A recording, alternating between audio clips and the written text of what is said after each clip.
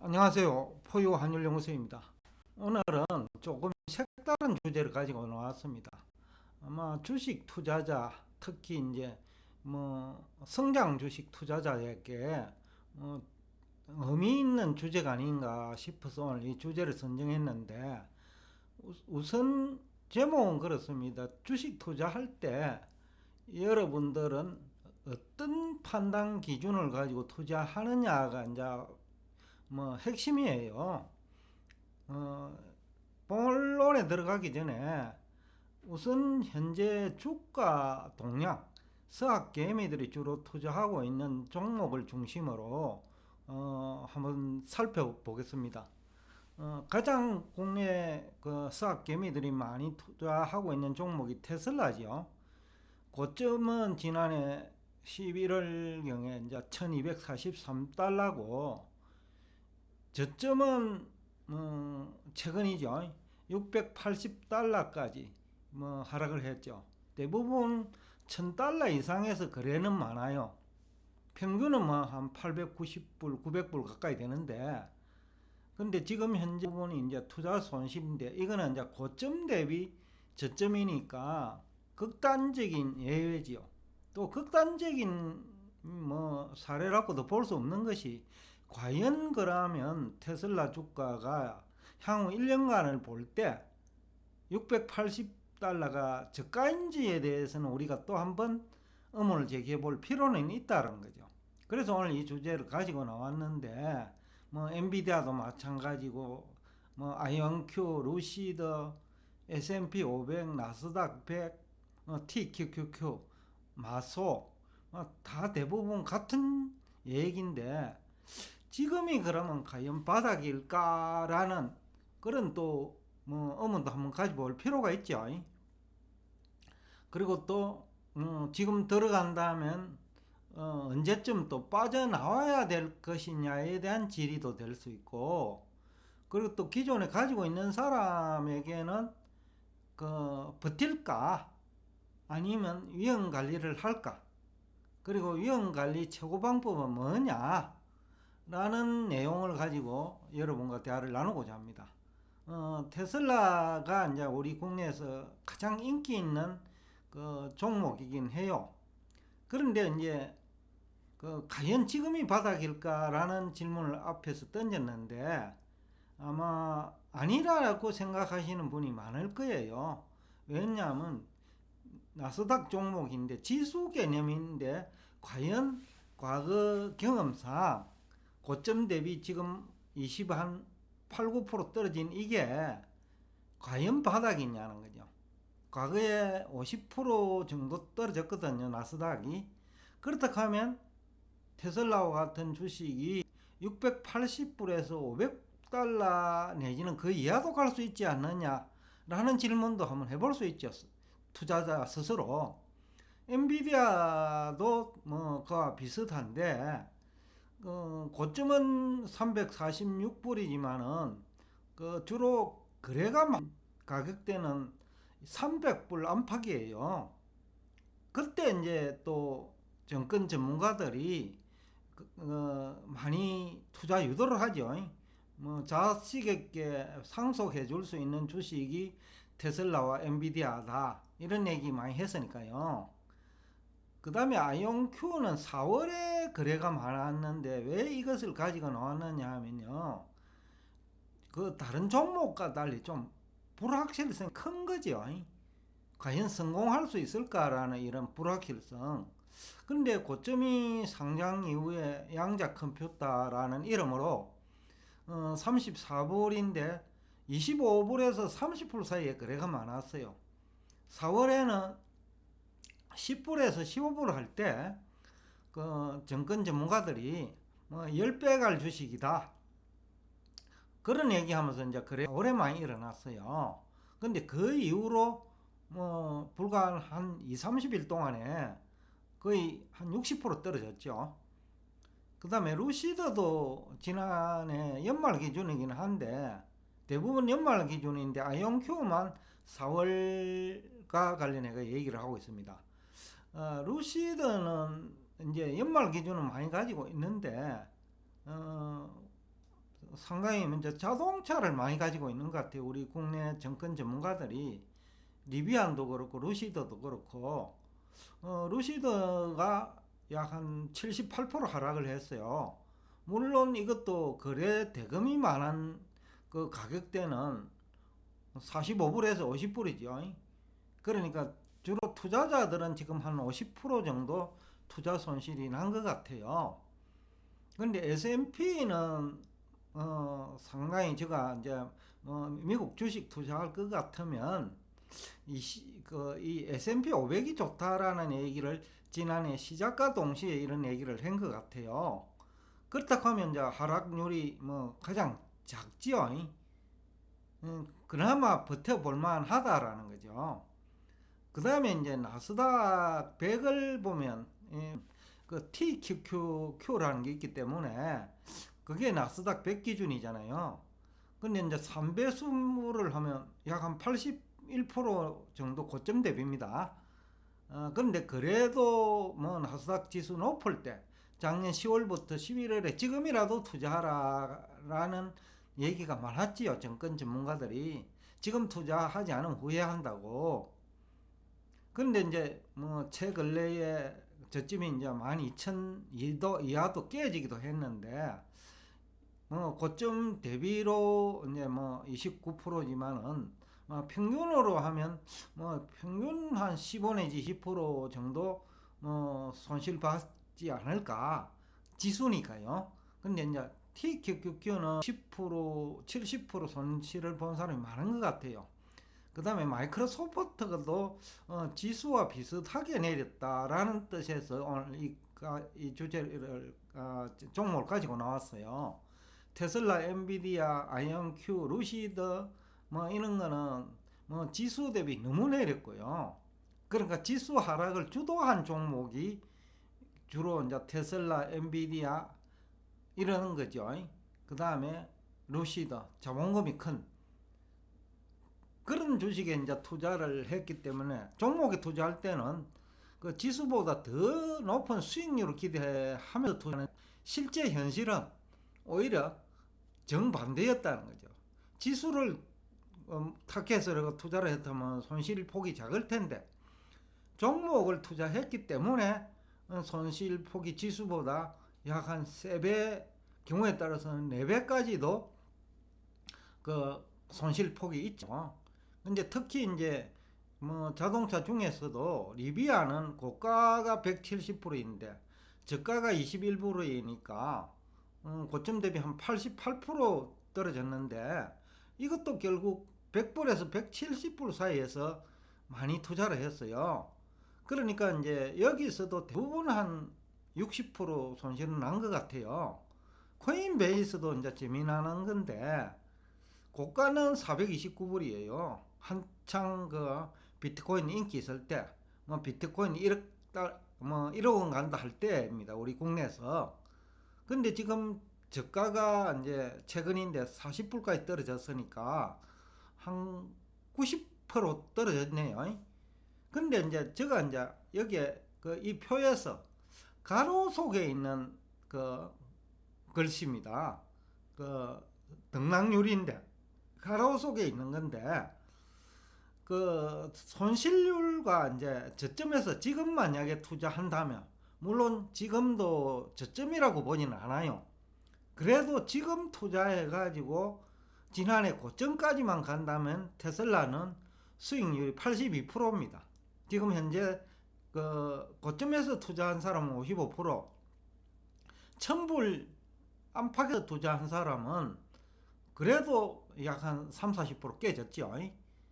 그런데 이제 지금 만약에 투자를 한다면 그 테슬라를 지금 투자해 가지고 1243달러까지만 간다면 그거는 82%라는 거죠. 그러니까 지금 손실 본 사람과 고점에서 투자가 손실 본 사람과 지금 투자하는 사람은 수익률 격차가 130% 가까이 되죠.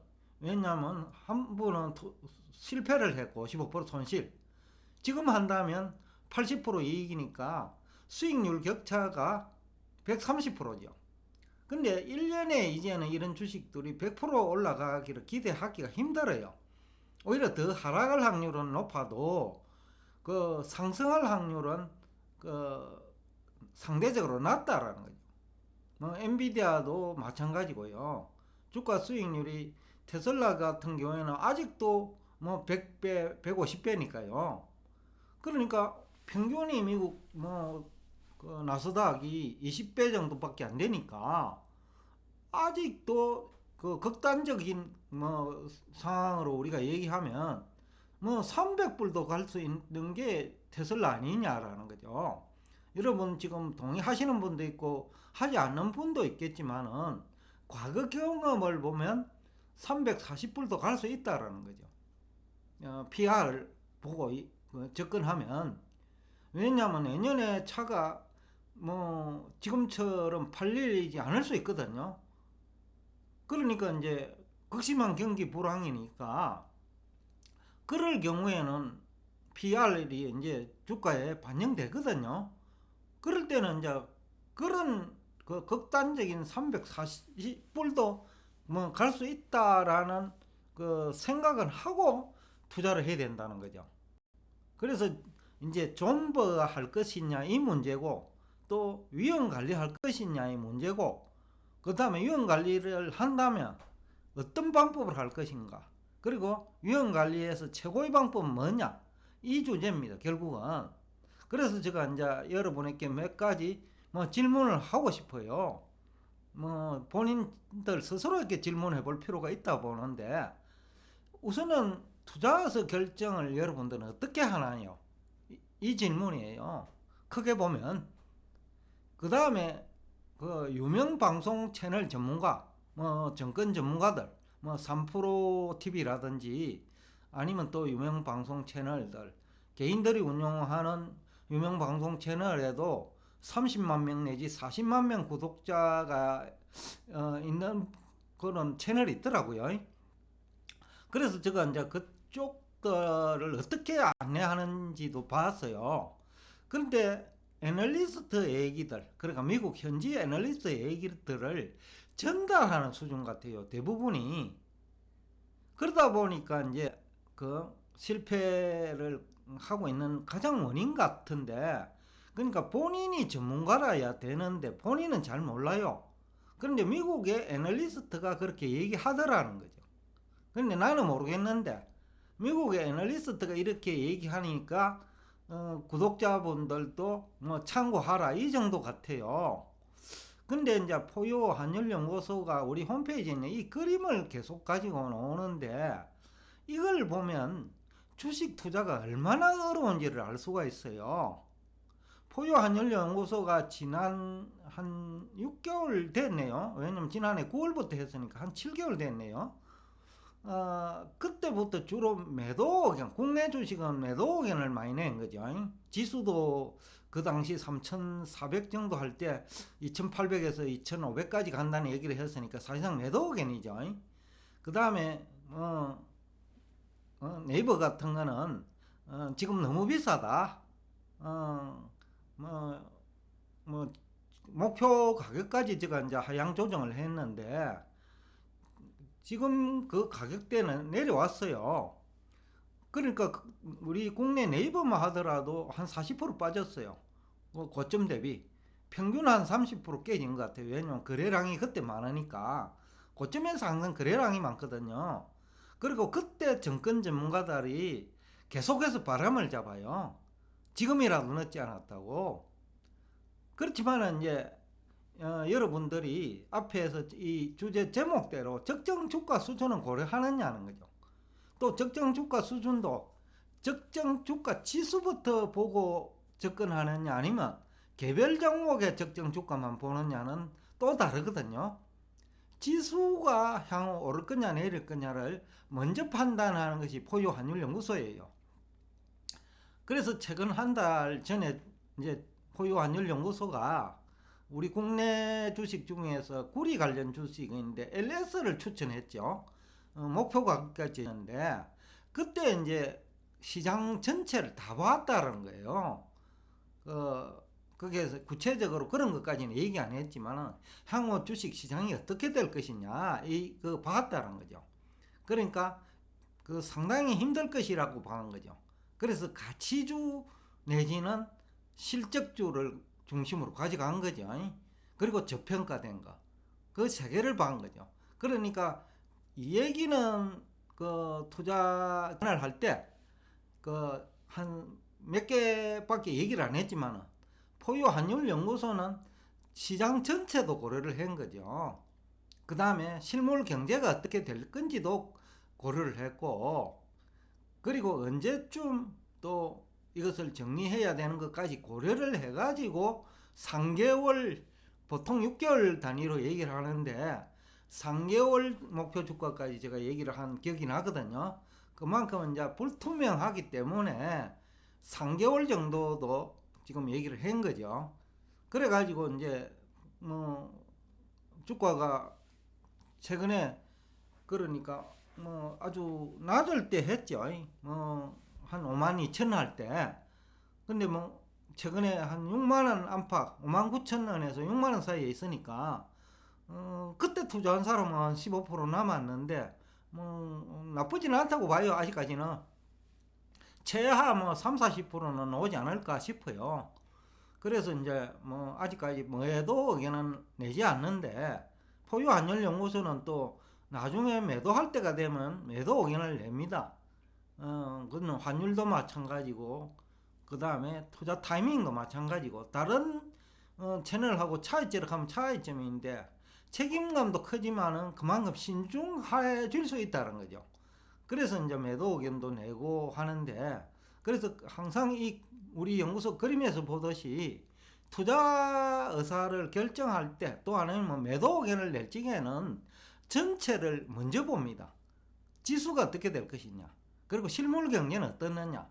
한국은 중국 의존도가 높은데 중국 경제는 어떻게 될 것이냐, 그런 거 보면서 이제 매도 의견을 내거든요. 근데 이제 대부분 유명 방송 채널은 그렇게는 접근 안 하는 것 같더라고요. 그러니까 중국 경제하고 한국 경제가 의존도가 높기 때문에 한국 코스피 시장은 향후 6개월 이후에 지난해 9월로 거슬러서 얘기하면 3,400 지수지만 아마 2,800에서 2,500까지 갈 거다라는, 그때는 적정 주가 개념과 중국 경제 의존도 그걸 가지고 얘기한 거죠. 그러니까 우리나라 평균 지수 개념으로 적정 주가 지수는 15배에서 13배 정도 되니까 PR이 그거 계산해 가지고 이제 의견을 낸 거죠. 그것도 정권 전문가들이 얘기하는 PR이 아니고 한국은행 통계에 나타나는 실제 실적치를 가지고 이제 PR을 가지고 적정한 거죠. 왜냐하면 장기적으로는 적정 주가에 수렴하니까요. 특히 이제 경기 불황 국면에서는 적정 주가에 수렴하는 것이 일반적이거든요. 모두 다 소극적으로 변하기 때문에. 그래서 이제 주가 바닥에서는 적정 주가보다도 더 낮아지죠. 그것까지 이제 우리가 생각하고 투자를 해야 된다. 그리고 환율을 항상 얘기를 하는데 환율이 가장 중요한 거거든요. 특히 한국은 무역을 통해서 부가가치를 창출하기 때문에 그럼 수입할 때도 환율, 수출할 때도 환율이라는 거죠. 원자재도 환율 관련되어 있고 또 원자재도 체크를 해야 되고, 그래서 이제 구리를 선택한 또 이유 중에 하나죠. 지난번에 원자재까지 생각을 하고, 그 다음에 미국 주식에 투자하시는 분들은 또 환율 생각해야 되잖아요.